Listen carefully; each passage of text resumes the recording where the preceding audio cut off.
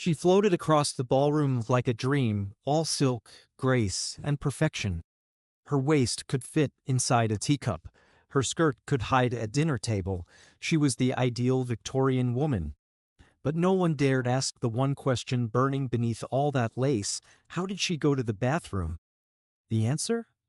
Most people today couldn't even imagine it, because under the corsets and crinolines were swollen bladders, clenched muscles, and unbearable silence.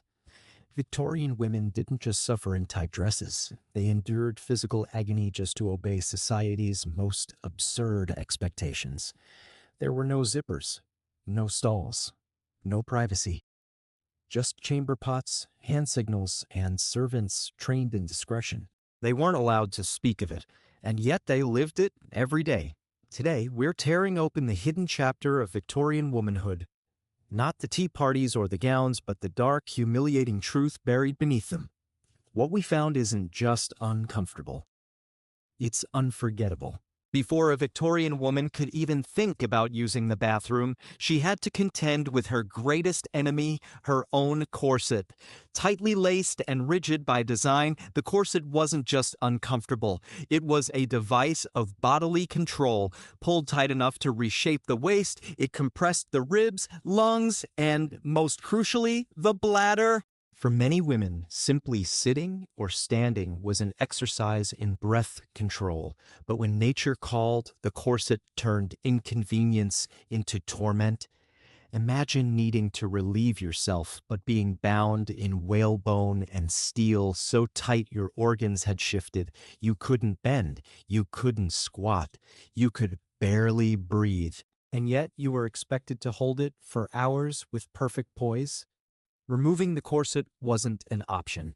Doing so required a maid, privacy, and time, luxuries a woman didn't always have, especially at public events or while traveling where appearances mattered more than comfort.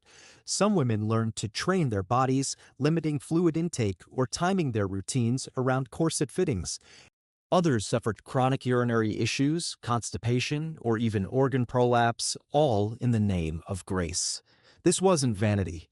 It was survival. To be unlaced in the wrong place at the wrong time was to risk embarrassment, judgment, or worse, social ruin. So they endured. Every tug of the lace was a reminder even their most private needs were bound by public expectations. And the corset, while seen as a symbol of femininity, became the first gatekeeper to the simple human act of relief. Because in the Victorian world, looking beautiful mattered more than being comfortable, even if it meant suffering in silence, hour after painful hour.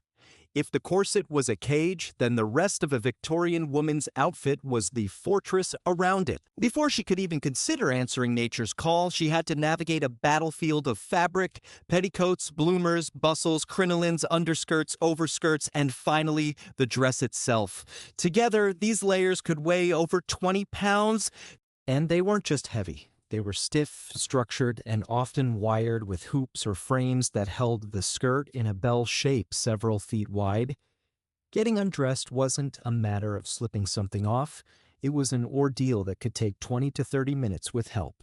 Now imagine feeling the urgent need to go to the bathroom, but first having to untie, unbutton, and lift layers of restrictive clothing, all while staying hidden, composed, and clean. In private homes, this meant relying on a maid. In public, it often meant enduring physical pain until the opportunity arose, which sometimes didn't come for hours. And because the dresses were floor-length and voluminous, maneuvering inside a cramped space like a chamber or coach became a logistical nightmare. Lifting the skirts without dragging them through filth, keeping balance while hovering, and maintaining modesty, all this had to be done in silence.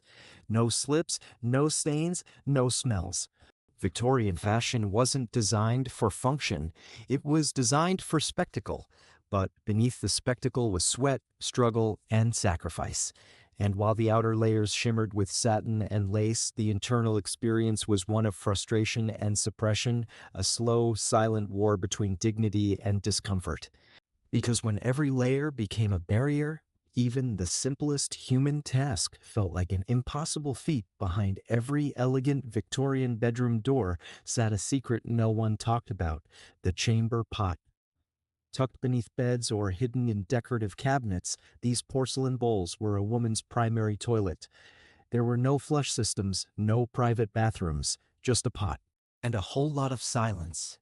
In wealthier homes, a maid would discreetly collect and empty the pot each morning, but using it wasn't simple. A woman had to navigate her layers of clothing, lift the skirts high enough to squat, and aim, all without splashing, staining, or being hurt. No privacy, no plumbing, just pressure. At night, when the urge came, the chamber pot was a necessity.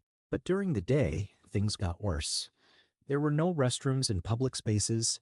Shops, carriages, and social events provided no accommodation, and so many women held it in for hours.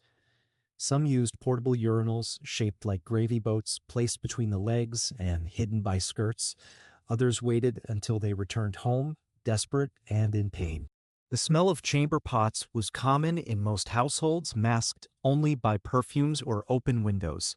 But even the best fragrances couldn't fully cover the reality.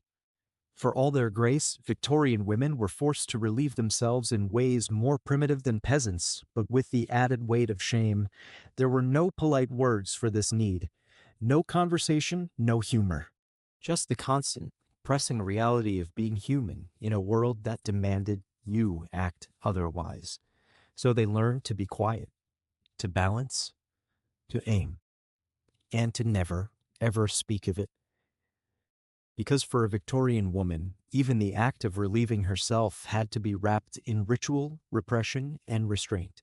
Stepping out of the house as a Victorian woman meant entering a battlefield of expectations, and not a single one made space for her body's needs. Public restrooms simply didn't exist. Restaurants, shops, and even train stations offered no facilities for women. Men could relieve themselves discreetly against walls or behind trees. But women? They were expected to hold it 4 hours. And if they failed?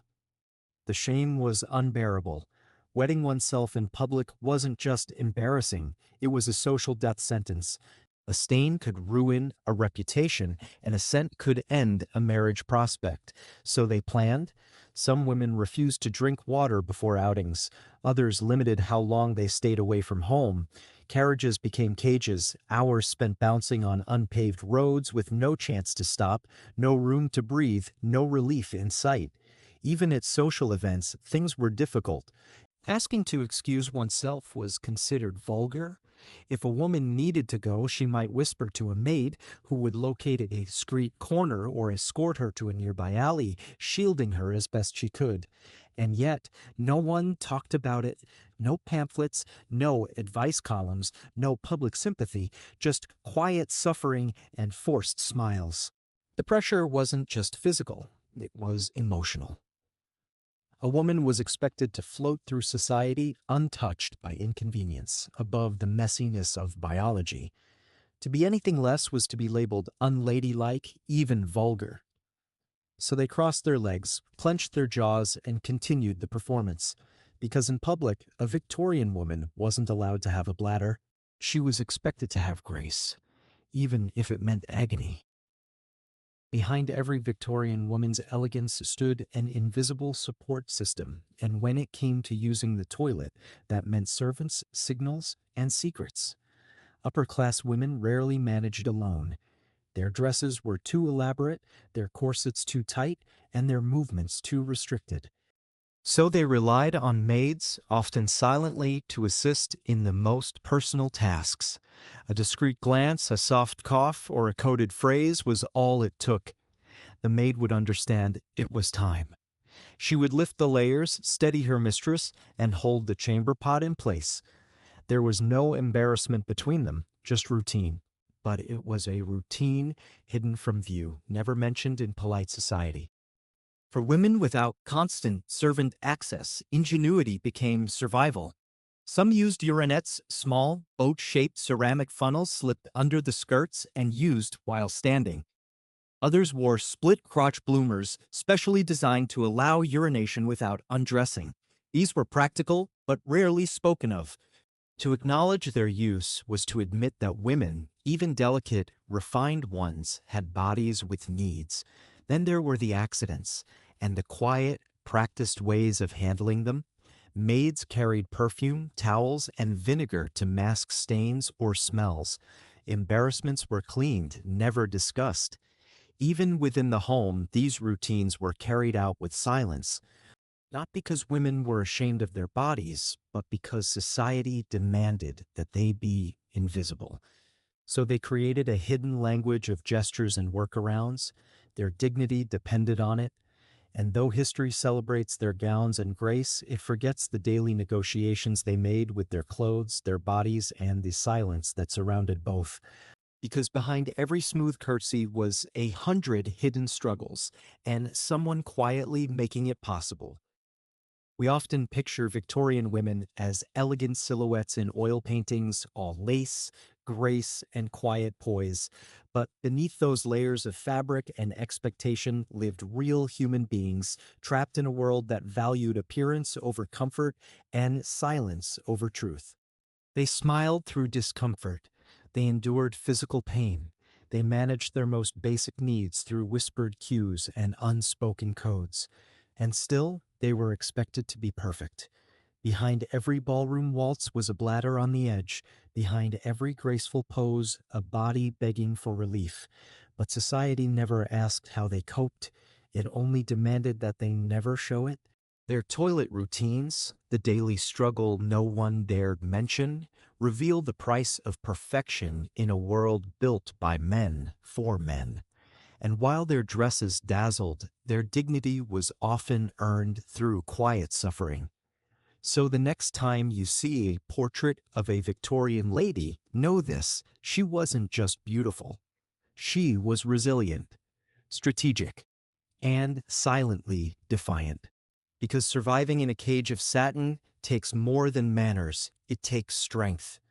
And that's the part of history they never taught us. If this story made you pause, reflect, or squirm, you're not alone.